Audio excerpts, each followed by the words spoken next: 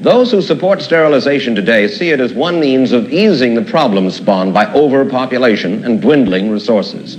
It is not a question of improving the breed, they say. We just don't want so many babies, especially not so many among the poor, and certainly not babies born to mental defectives. They point out that we already have 6.5 million retarded, that almost 8 million children have to get financial support from the government, and that we cannot afford more.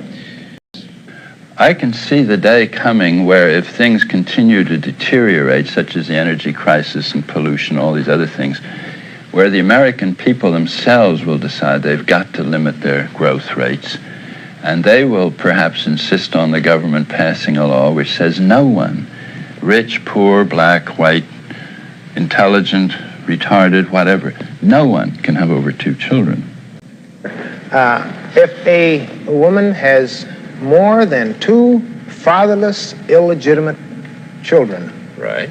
then, and she puts them on public welfare, that you and I got to pay the bill, then she has to submit to sterilization.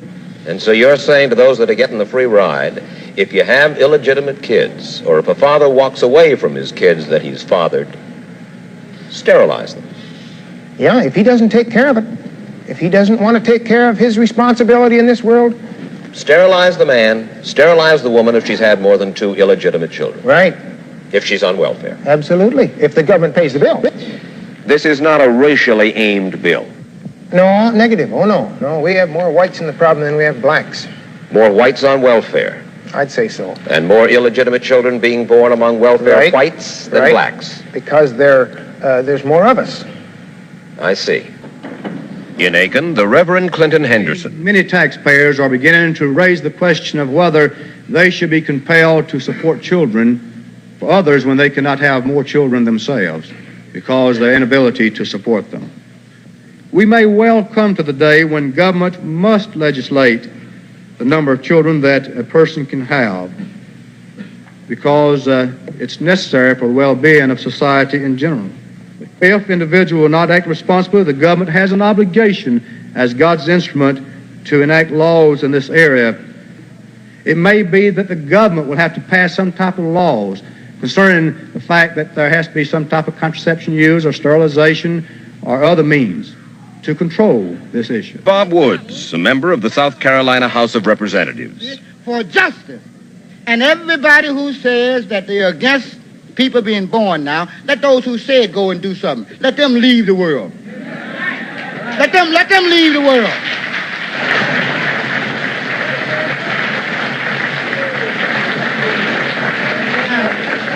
Now, all of those doctors who say you've got to be sterilized, why don't they just first of all just go and let a train run over them? Make room for the new baby. They're going to ride them. Ms. Brenda Fastow, a Harvard Law School graduate, is representing Niall Ruth Cox in the sterilization suit against the state of North Carolina filed last summer by the ACLU on behalf of Ms. Cox. When they performed the sterilization operation on you, after you had your child, Right.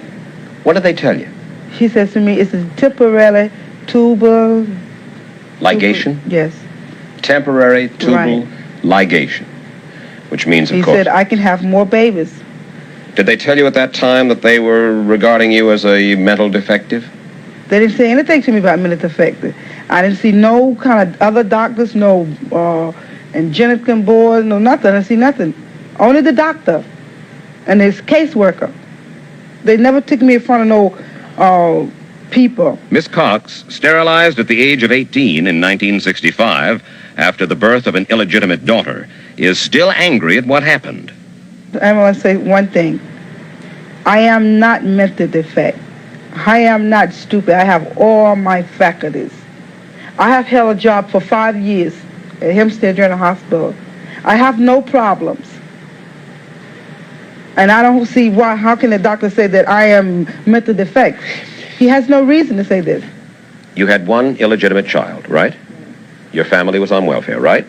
And they told you that if you didn't have that sterilization or that operation, they would take all of you off welfare.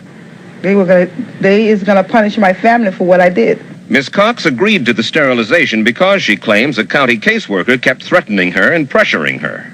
God put woman here to have babies. God didn't put woman here to say, for other people to say, you have 2 illegitimate children, you can't have more.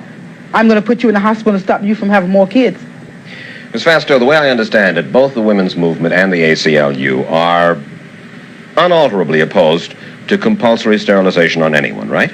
Compulsory sterilization. I can only speak officially for the American Civil Liberties Union. I would say the women's movement is so big and diffuse that anything is possible. But basically, we are absolutely unalterably opposed to forcing any woman to be or man to be sterilized against her or his will. Well, doesn't that position deny the fact that there are some people who are just incapable of taking care of themselves and their children? It understands that in order to be able to allow a sterilization to be performed on any person, that person has to be able to give competent, voluntary, and knowledgeable consent to the sterilization. But what if that person is not competent? Then our position is that the possibility of abuse is so great that it is worth it not to sterilize the person, worth it to society, worth it to the person.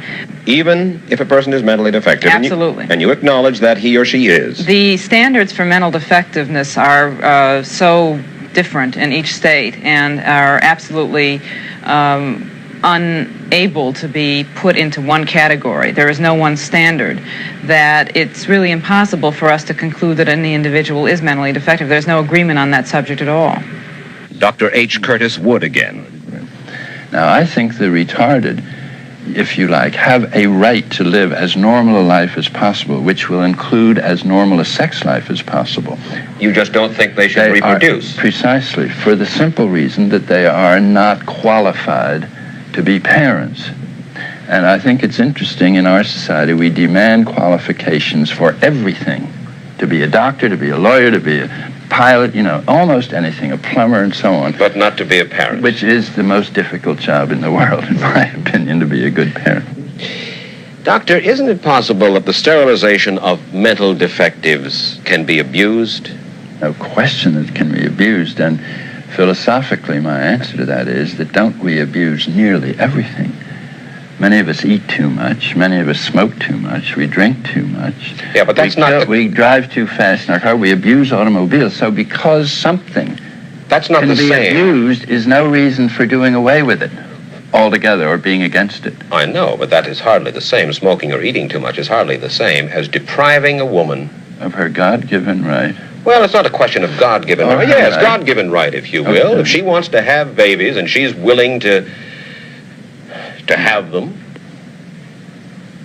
and some social engineer, doctor, who knows, comes along, decides that he doesn't like poor folks or inferior folks or black folks or spotted folks or people whom he regards as beneath him or somehow inferior, he's going to tie their tubes. That's a lot more serious than smoking too much or eating too much. I was getting to I admit it can be abused, and my point is, can't everything be abused? And because we kill 4,000 of us with automobiles, nobody says, let's not have automobiles.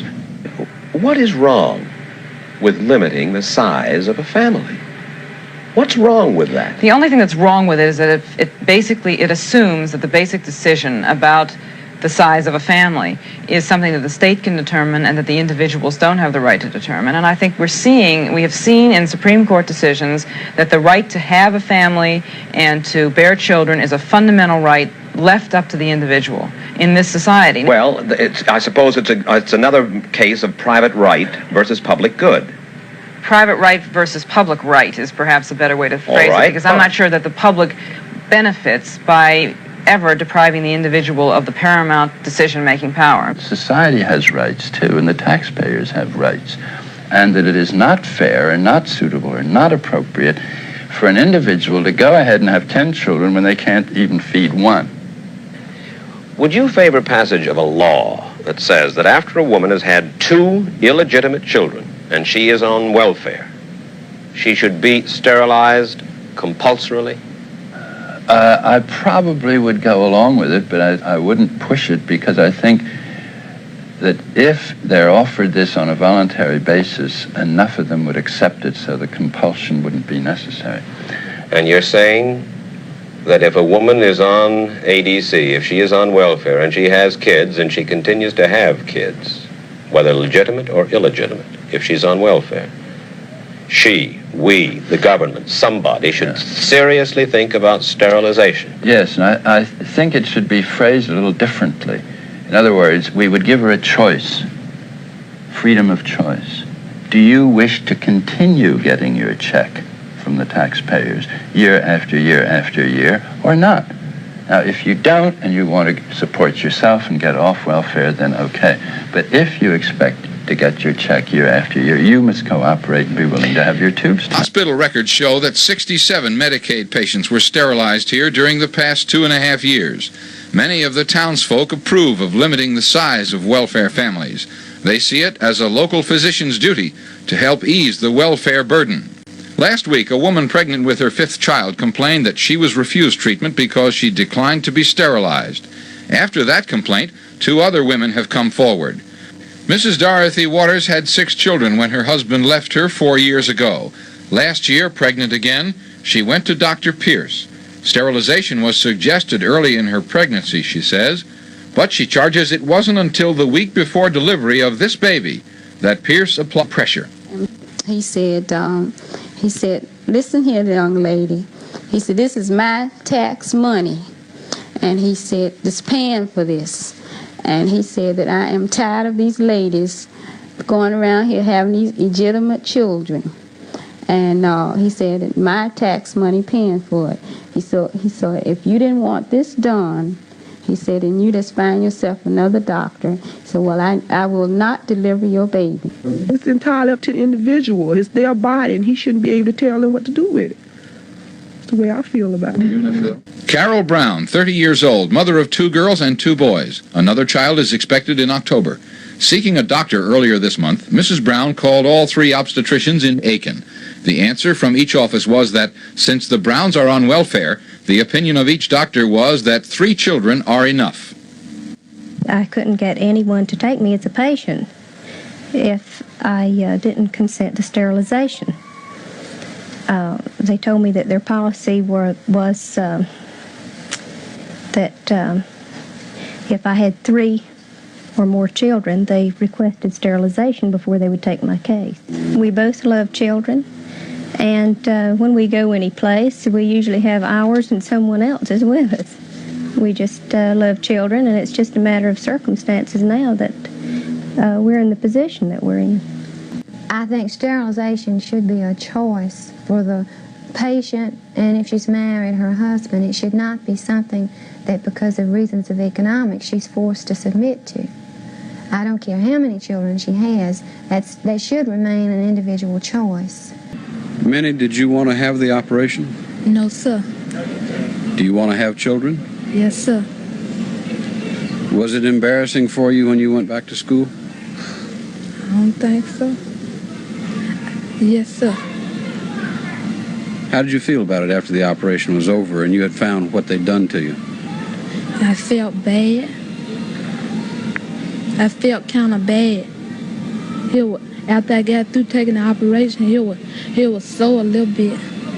When I woke up about 4 o'clock that evening. Then when I felt the pain, it was pain.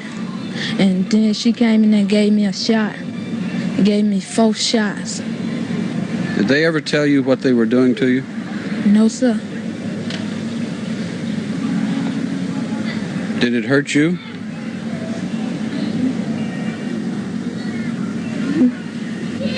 She said it hurt when she woke up. Then when I first went in there, I started getting dizzy. Started laying down. Then I was scared. And then I started falling out. Why were they giving you the shots in the first place? They keeping us from having children. They said they didn't want us to have no children. That's why they told us that. They used to come out here every day and give them to us at our house. Was that a problem? Did you really need the shots? No, sir.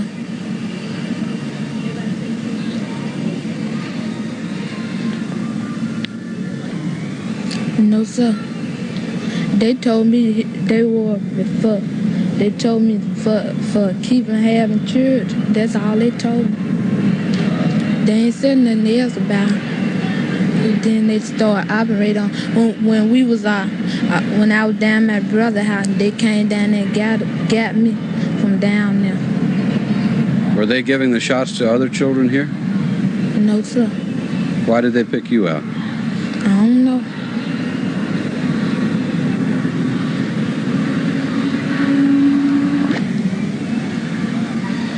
If the lady told you that the shots were to keep you from having children and there was no problem, why did you agree to it? I don't know.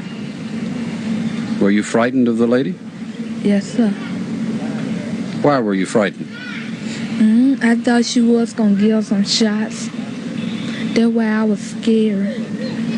I thought she was going to give us an operation, then I was scared. Did you ever talk to it? Did you ever talk about it to your mother and father? No, sir. Why not? No.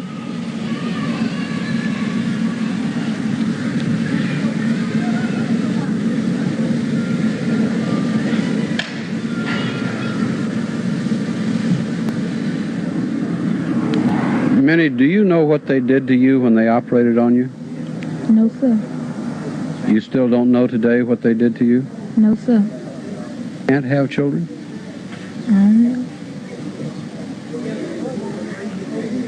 I don't know. How many children would you like to have? One. Why just one? I don't know.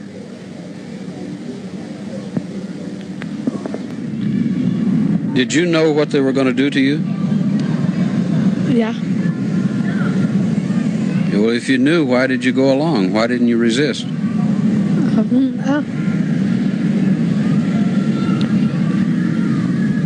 Mr. Dees, what's the real significance of this lawsuit? I think the significance of it is the method used for birth control, particularly where it involves poor people, in particular poor blacks. There are much less drastic means of population control and birth control than permanent sterilization. What about these people here? David, these people are so used to having white people come up to them and say, do this, do that, or do what. And when they were taken down to the hospital and were told that they were going to have an operation, particularly these girls, they simply just did what they were asked, and they did it. Sterilization has occurred in Alabama? Well, this would be something, we're trying to find this out. We asked the court to require family planning agencies throughout the state to provide us with this information, and we asked the court to enjoin all sterilizations of minors in the state of Alabama until this case is terminated.